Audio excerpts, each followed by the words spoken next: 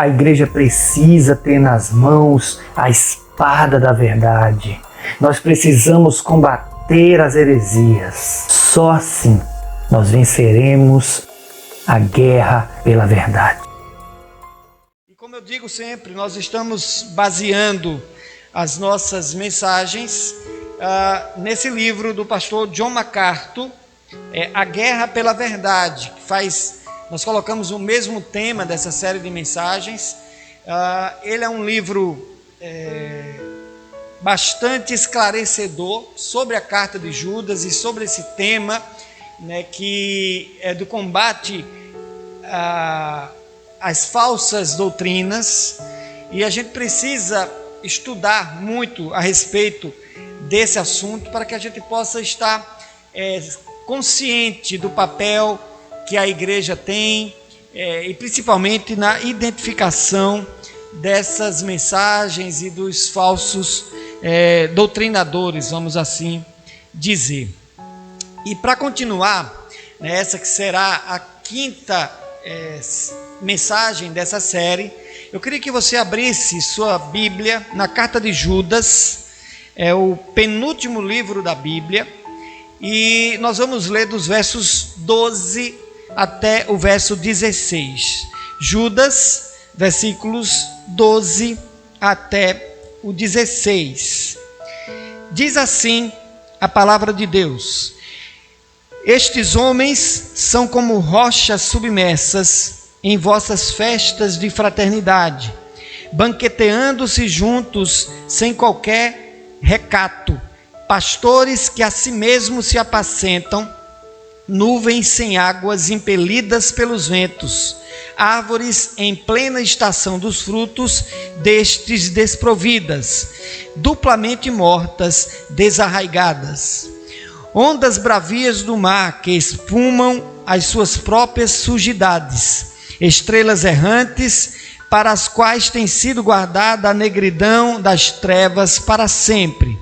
Quanto a estes, foi que também profetizou Enoque, o sétimo depois de Adão, dizendo: eis que veio o Senhor entre suas santas miríades para exercer juízo contra todos e para fazer convictos todos os ímpios acerca de todas as obras ímpias que impiamente praticaram e acerca de todas as palavras insolentes que ímpios pecadores proferiram contra ele. Os tais são murmuradores, são descontentes, andando segundo as suas paixões. A sua boca vive propalando grandes arrogâncias, são aduladores dos outros por motivos interesseiros. Judas aqui, ele vai continuar na descrição que ele está fazendo desses falsos profetas ou desses falsos mestres. E eu inicio fazendo uma pergunta para todos nós e para você que nos assiste: por que é tão vital lutar pela verdade? Por que a luta pela verdade ela tem se tornado tão importante ao longo da história da igreja e principalmente nos dias atuais? E a melhor resposta que nós encontramos para essa pergunta, ela nos é dada pelo próprio Jesus. Jesus diz: porque a verdade é a única coisa que pode libertar as pessoas da escravidão do pecado e outorgar-lhes a vida eterna. Isso está escrito em João capítulo 8, verso 32 e João capítulo 14, verso 6, onde Jesus diz: e conhecereis a verdade, e a verdade vos libertará. É exatamente nesse sentido que Paulo vai dizer que o Evangelho é o poder de Deus para a salvação de todo aquele que crê. Romanos 1,16 e 1 Coríntios capítulo 1, verso 18. A verdade a qual Judas está convocando a igreja para lutar por ela é especificamente, meus irmãos, a verdade simples do Evangelho. Apenas essa verdade, ela é necessária para a salvação daquele que crê. Porque está escrito também em Romanos, capítulo 10, os versos de 13 a 14, porque todo aquele que invocar o nome do Senhor será salvo. Como, porém, invocarão aquele em quem não creram? E como crerão naquele de quem nada ouviram? E como ouvirão se não há quem pregue? É esse ensinamento que precisa ser feito, que precisa ser dado e ensinado às igrejas. O de que não há esperança de salvação sem que ouçamos a verdade a respeito de Cristo e creiamos nessa verdade, conforme está escrito em 1 Coríntios capítulo 1, verso 21, que diz: visto como na sabedoria de Deus o mundo não conheceu por sua própria sabedoria, aprouve a Deus salvar os que creem pela loucura da pregação. Então, a única coisa que nós precisamos ensinar ensinar a igreja, no caso, é a necessidade da igreja pregar Cristo como a única verdade da sua mensagem, da sua pregação. A igreja precisa anunciar Cristo e Cristo crucificado, como Paulo fala, para que as pessoas, ao ouvirem o evangelho, eles creiam nessa verdade e sejam salvos, sejam libertos do jugo do pecado. É por isso que a falsa religião, ela é destrutiva, porque a verdade, entre aspas, que ela propaga e que ela ensina, é uma verdade que não está alicerçada em Cristo. É uma verdade que está alicerçada em diversas outras ideologias, em diversas outras filosofias. É um evangelho misturado, é outro evangelho, conforme Paulo fala ali no capítulo 1 de Gálatas. E essa ignorância a respeito da verdade do evangelho, ela é devastadora, O profeta Oséias, no capítulo 4, verso 6, vai dizer: o meu povo está sendo destruído. Mas por que o povo está sendo destruído? Porque lhe falta conhecimento. E depois no capítulo 6 ele vai dizer: sigamos e prossigamos em conhecer ao Senhor. É necessário que a gente estude a respeito de Cristo, que a gente conheça Cristo, que a gente conheça o Evangelho, que a gente estude sobre o Evangelho, para que então nós possamos ser conhecedores dessa verdade, não só apenas com o coração, mas também com a razão e com o conhecimento. O cristianismo nominal, que é o que Judas está batendo de frente aqui, ele vai ocultar a verdade ou o centro de toda a mensagem do Evangelho, que é Cristo. Ele vai ocultar essa mensagem daqueles que precisam dela e ainda contribui ocultando a mensagem da verdade do Evangelho para o crescimento da iniquidade. Uma igreja cuja mensagem não está alicerçada nas verdades do Evangelho, ela é uma igreja promíscua, é uma igreja que é apenas nominal, como a gente sempre fala, tem uma aparência de santidade, mas ela não é de fato santa. É uma igreja conforme aquelas de Apocalipse, dos 3 primeiros capítulos de Apocalipse, onde Jesus vai sentir náuseas dela, onde Jesus vai estar fora dela, batendo para que as pessoas ouçam Cristo batendo a porta e abram para que Cristo entre à igreja. É uma igreja que tem fama de santidade, mas na verdade ela é pobre, ela é cega, ela é nua. A ausência da verdade do Evangelho, ela intensifica a escravidão do pecado. É uma igreja, como eu disse, misturada. É uma igreja cujos hábitos são duvidosos, cuja santidade é uma santidade aparente. A falta e a ausência da verdade multiplica a contaminação do pecado.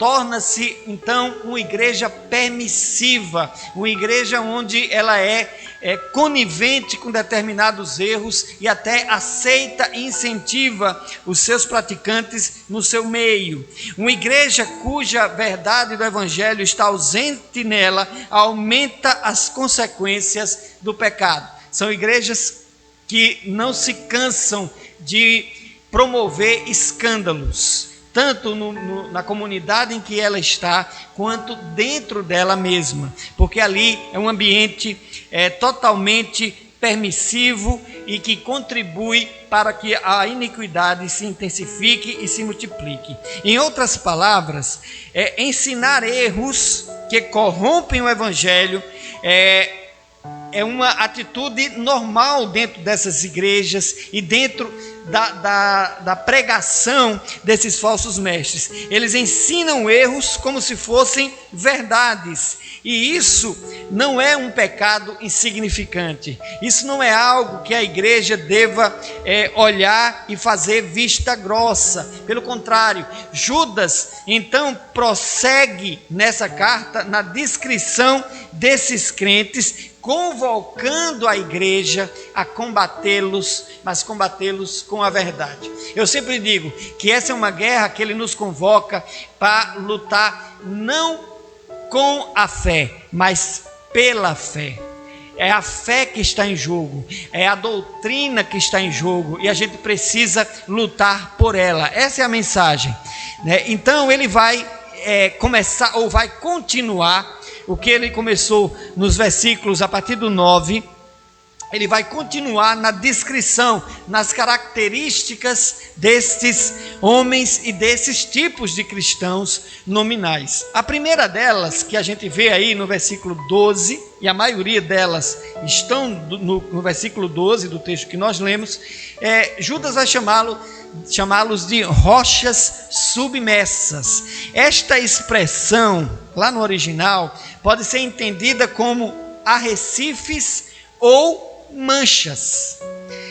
Judas aponta aqui que estas pessoas, e aí eu queria que você entendesse que quando eu me refiro a estas pessoas, eu me refiro tanto aos falsos mestres, aos falsos profetas, como também os seus seguidores. E na medida do possível nós estaremos fazendo essa diferenciação para dizer sobre quem nós estamos falando. Uma hora nós vamos falar sobre os líderes, que são esses falsos mestres, que a grande maioria dessa carta é para esses líderes, e outras ele vai falar dos seguidores desses líderes. E nós vamos saber diferenciar para que você possa entender. Então Judas vai apontar aqui, quando ele vai chamá-los de rochas submersas, que essas pessoas eram como manchas de imundície nas vestes da igreja.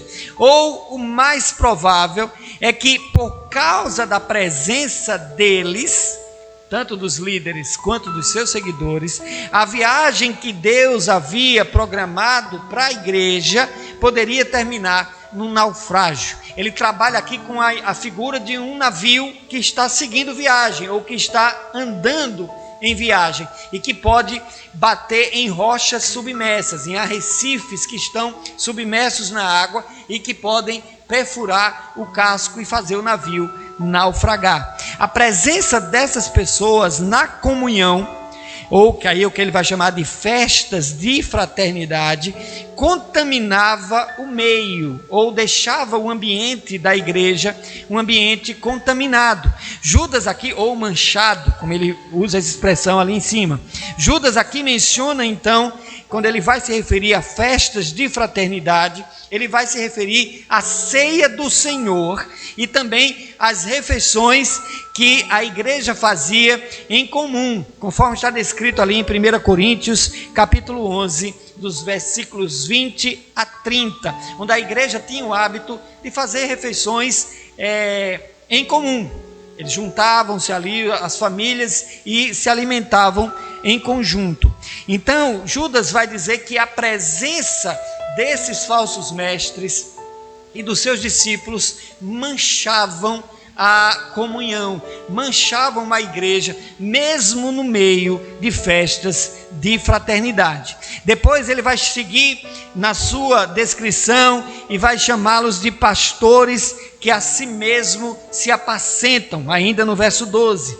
a ideia aqui é que eles são bodes com aparências de ovelhas, ou, no caso, os discípulos, ou lobos disfarçados de ovelha, nos casos dos falsos pastores. O fato é que todos, tanto uns quanto os outros, eles não aguentam ou não suportam ser pastoreados. Os primeiros, os bodes que aparentam ser ovelhas, não obedecem e nem seguem pastor algum, a não ser a sua própria voz, como está escrito no verso 8, que nós lemos semana passada, onde vai dizer que eles rejeitam o governo e difamam autoridades. Os segundos, os lobos disfarçados de ovelhas, não obedecem e nem se submetem ao pastoreio de Cristo e da sua palavra, conforme está escrito no versículo 4 da mesma carta, onde ele vai dizer: dissimulados,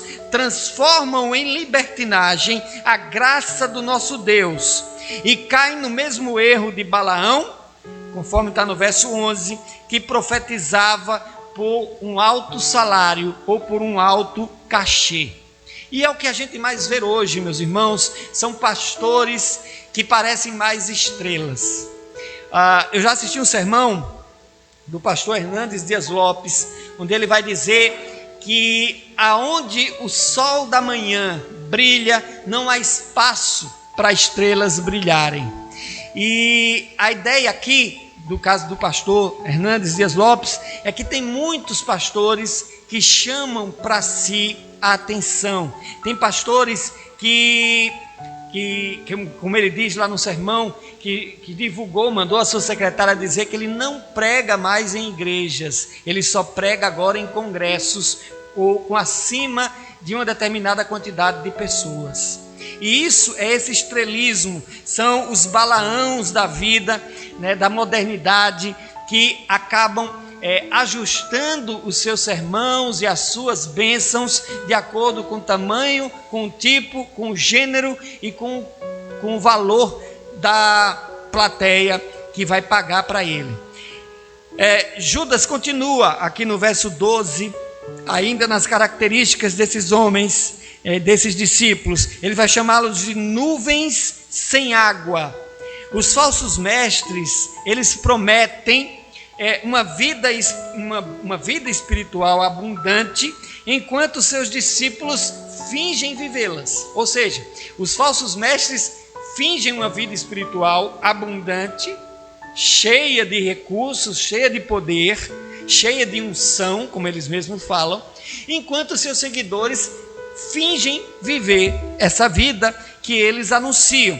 Judas vai comparar ambos, tanto os pastores falsos quanto os seus seguidores, a nuvens sem água, que trazem a esperança de abundante chuva, mas só oferecem seca e morte. Quem nunca olhou para o céu e viu o céu carregado, cheio de nuvens, e você diz: agora vai chover, e daqui a pouco os ventos sopram e as nuvens vão embora, se dissipam, e daqui a pouco o céu está límpido e simplesmente não choveu uma gota. É a estas nuvens, a esse tipo de cenário, que Judas vai comparar estes homens e os seus discípulos. São pessoas que aparentam uma santidade, são pessoas que aparentam ter o que dar, mas na verdade eles não produzem frutos, eles não contribuem para nada, a não ser com seca e com morte. Sobre isso, ou sobre eles, Salomão escreveu,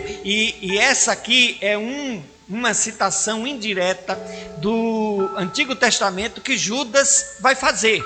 Eu não sei se você acompanha e se lembra na introdução que eu falei que teve muita dificuldade dessa carta ser aceita como canônica, e uma delas é que ela não faz muitas citações ou citações diretas do Antigo Testamento. E aqui a ideia que nós temos é que Judas está fazendo uma citação indireta de Provérbios capítulo 25, verso 14, que Salomão escreve o seguinte: como nuvens e ventos que não trazem chuvas, assim é o homem que se gaba de dádivas que não faz ou que não tem. Então aqui é uma citação indireta desse Provérbios, e eu creio plenamente que é sobre ele que Judas está falando aqui.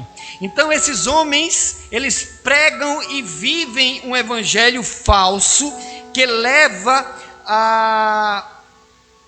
como é que se diz? Leva essas pessoas, na verdade, não ao céu, mas leva essas pessoas diretamente para o inferno. E é sobre isso que Jesus vai dizer também, que no dia do juízo haverá muitas pessoas que vão dizer assim: Senhor, em teu nome eu profetizei, Senhor, em teu nome eu preguei o evangelho, Senhor, em teu nome eu curei, em seu nome eu fiz isso, em seu nome eu fiz aquilo. E Jesus vai olhar para eles e vai dizer: afastai-vos de mim, porque eu nunca vos conheci. Ou seja, essas pessoas que têm uma aparente vida de santidade, que têm uma aparente vida de prestação de serviço à igreja, mas é como nuvens sem chuva. Elas carregam o céu, parece que vai cair abundante chuva, mas na verdade o que essas pessoas têm é apenas seca e morte. Judas continua na sua descrição, ainda no verso 12, ele vai chamá-los de árvores sem frutos. A imagem que me veio à mente quando nós estávamos preparando esse estudo é a imagem que está registrada em Mateus capítulo 21, 18 a 22, é aquele episódio da figueira sem fruto, que Jesus, ao se dirigir até ela para pegar um fruto e ver que essa figueira está sem fruto nenhum, Jesus amaldiçoa essa figueira e ela seca e ela murcha. O que Judas quer dizer aqui é que o seu discurso, o discurso dessas pessoas e desses falsos mestres, eles não matam a fome, não gera frutos porque não tem raízes. É o que Judas diz, que eles são desarraigados, são pessoas que não estão enraizados em nada. Eles não têm a sua raiz profunda na terra, eles simplesmente não conseguem puxar para as suas extremidades o alimento, a seiva que é necessário para que a árvore seja uma árvore saudável e venha contribuir para o crescimento de um fruto também saudável. O pastor Hernandes Dias Lopes, citando mais uma vez, vai dizer: sermãos mortos matam. E é exatamente essa a ideia aqui de Judas. Esses homens não têm uma vivência na palavra, porque a palavra não está neles. Esses homens não têm autoridade do Espírito, porque o Espírito não está neles. Esses homens não falam do Evangelho propriamente dito, porque o Evangelho nunca os alcançou. E portanto os seus sermãos não têm como ter vida, porque neles nunca houve vida. E portanto sermãos mortos matam. Judas continua chamando esses homens de ondas bravias, e mais uma vez aqui a ideia de navio, a ideia de uma viagem marítima. Essas ondas conduzem o navio para bater contra as pedras, causando, portanto, o seu naufrágio. Esses homens, eles não contribuem para que o navio siga o destino, pelo contrário, eles agitam os mares para que o navio acabe, e essa agitação, na verdade, faz com que o navio acabe batendo nas pedras que estão escondidas e acabe naufragando. Por fim, ele vai continuar chamando-os de estrelas errantes, ainda no verso 12. Essas pessoas têm uma vida de santidade rápida como um lampejo. Ela simplesmente passa por momentos de santidade e por momentos de espiritualidade. São aqueles homens e aquelas mulheres que passam um período de alguns dias, de alguns meses, santos, assistem cultos, participam da igreja, leem a Bíblia, fazem um monte de coisa e de uma hora para outra esfriam e somem.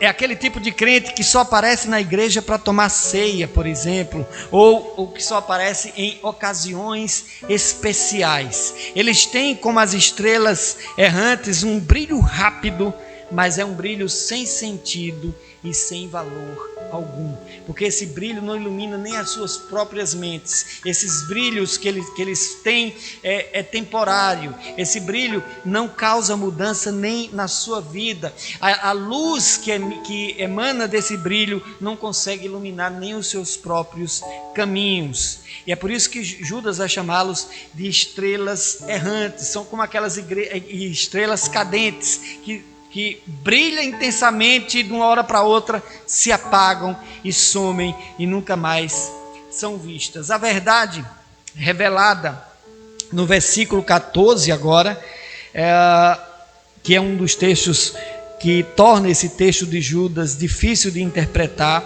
é que mesmo estando escrita a profecia que ele se refere, mesmo estando escrita em um livro não canônico, que é o livro de Enoque, não deixa de ser verdade. E isso me fez lembrar de uma frase que vez por outra eu cito. Lutero disse o seguinte, que a verdade permanece verdade até quando é dita pelo diabo. Ou seja, não é porque está num livro canônico que essa verdade vai deixar de ser verdade. E o que Judas está dizendo é que Deus, aqui no versículo 14, é que Deus é soberano até mesmo sobre esses falsos mestres e crentes nominais. É esta verdade que ele quer enfatizar aqui, da soberania de Deus quanto ao destino desses falsos profetas e desses crentes nominais. Ele acredita que a condenação desses homens já foi planejada e preparada por Deus. Ele acredita que ela é inevitável e que ele está afirmando aqui. O que Judas diz é dito da mesma maneira agora por Pedro, em dois textos. O primeiro texto se encontra na primeira epístola, capítulo 2, verso 8. Escute para ver se não é a mesma coisa que Judas diz. E Pedro se refere a esses tipos de homens: pedra de tropeço e rocha de ofensa. Olha a ideia aqui de rocha submersa. Rocha de ofensa. São estes o que tropeçam na palavra, sendo desobedientes. Olha a característica da desobediência aqui.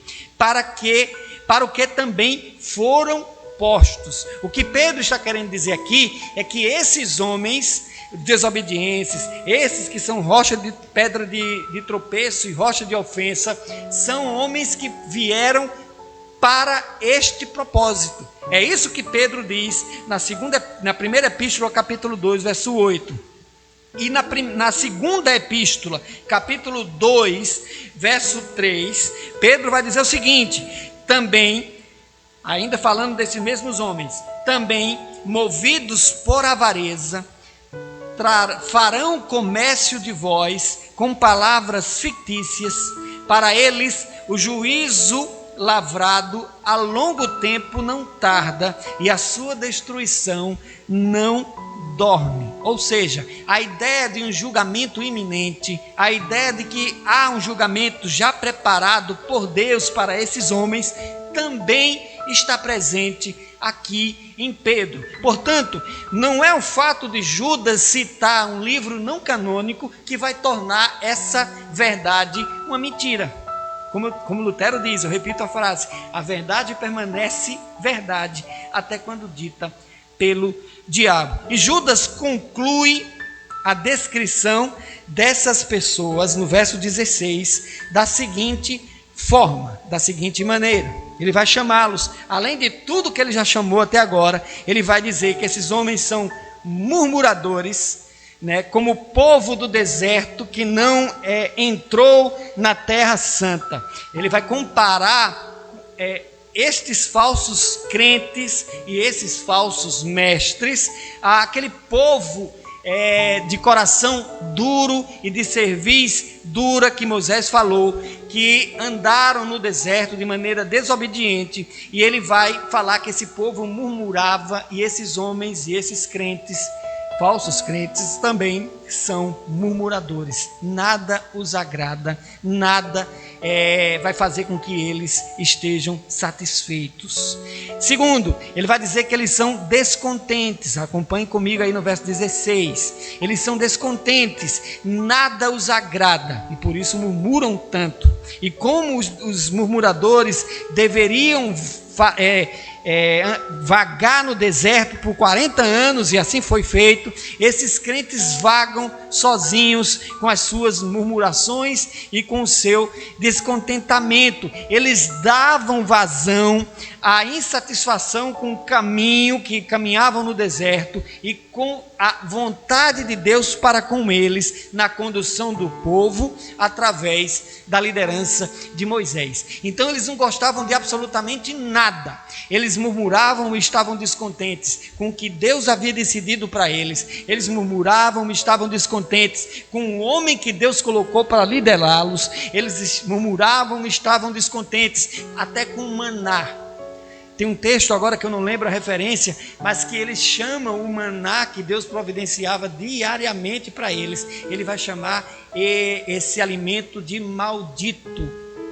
Era esse o nível de murmuração desse povo. E é a esse povo, a essa geração pecaminosa que andou com Moisés no deserto, que Judas vai comparar esses falsos crentes e principalmente os seus falsos mestres. Da mesma forma que os anjos se rebelaram no céu, e você pode ver aí no verso 6 que nós estudamos semanas anteriores, da mesma forma que Sodoma e Gomorra no versículo 7, e assim como Israel no deserto, aí também no verso 5. Eles são guiados pelas suas próprias paixões. Eles são especialmente motivados por um desejo pecaminoso de satisfazer os seus próprios interesses. Eles não fazem só porque gostam, mas eles fazem porque eles têm um prazer maldoso, um prazer pecaminoso que nasce na natureza deles mesmos, de satisfazer o seu desejo. É um prazer obstinado na desobediência, na murmuração, no descontentamento. É esse tipo de coração que Judas critica e compara com aquela geração perversa que caminhou no deserto até a morte. Está tudo certo, eles dizem, desde que seja como eu quero. É assim que eles se mostram contentes. Se for do jeito que eles querem, eles estão felizes. E não é à toa, como eu disse semana anterior, que a grande maioria desses famosos falsos mestres que nós temos aqui no Brasil hoje, a grande maioria deles, se não a unanimidade, saíram de igrejas. Eles eram pessoas que deram trabalho, que não aceitavam se subordinar a uma denominação histórica, que não aceitavam se submeter a uma confissão de fé histórica e baseada na palavra de Deus. Eles simplesmente questionavam tudo, questionavam todos. A igreja só seria boa se fosse do jeito deles. Não é à toa que todos eles, sem exceção, saíram e fundaram as suas próprias igrejas. Eu não vou citar nomes aqui por uma questão de ética, mas a vontade é grande, quem me conhece sabe. Mas não é muito difícil de você saber de quem nós estamos falando. São aqueles que mercadejam a fé, são aqueles que fazem vergonha ao evangelho em redes públicas de televisão, são aqueles que enfrentam a justiça por mentiras, por falsas profecias, por falsos remédios que são criados. São estes homens que saíram de igrejas sérias e que criaram as suas próprias denominações, simplesmente por repetir esse bordão: está tudo certo, desde que seja como eu quero. São descontentes, são murmuradores. E Judas continua: são arrogantes. Repita-se, eles são impastoreáveis, pois não aceitam conselhos. Só existe uma verdade, a deles. Só eles estão certos, só eles estão e só eles detêm o conhecimento, só eles têm a experiência, só eles sabem. Eles não conseguem admitir uma pessoa com experiência e com sabedoria maior. E principalmente se essa pessoa for colocada por Deus. Não é à toa que, com relação à liderança, Deus vai dizer que Ele escolhe os que não são para confundir os que são. E quem são esses que Jesus diz que são? São justamente esse tipo de pessoas. Pessoas que são murmuradoras, pessoas que são descontentes e pessoas que são arrogantes. São como nuvens sem água, nuvens sem chuva. Elas parecem ser santas, mas na verdade não são. Elas parecem ser, mas não são. É essa a ideia aqui. Elas são, Judas continua, são aduladores dos outros. E o interessante é que ele conclui essa descrição desses homens falando dessa característica, dizendo que eles são aduladores dos outros. Eles dizem às pessoas exatamente aquilo que as pessoas querem ouvir. Eles dizem isso para agradar essas pessoas e para que obtenham delas benefícios próprios. São como políticos em campanha. É a melhor figura, não tem outra. Aquele político que anda de casa em casa prometendo tudo pelo seu voto, diz o que você quer ouvir, promete aquilo que você quer, mas quando ele ganha, ele simplesmente some. Nunca mais faz aquilo que prometeu. É exatamente assim. Esses homens, eles, para ganhar a simpatia, eles fazem e falam aquilo que as pessoas querem ouvir. Eles adulam os outros, como Judas coloca aqui. Para esse tipo de homens não existe comunhão, só há interesse. E o interesse aqui não é na comunhão, mas é o interesse nele mesmo. No caso dos falsos pastores, eles se aproximam das ovelhas apenas pelo benefício da lã. Isso, meus irmãos, é algo muito triste. É algo que é muito mais comum do que nós pensamos. Graças a Deus nós estamos numa denominação histórica onde esses casos eles são exceção.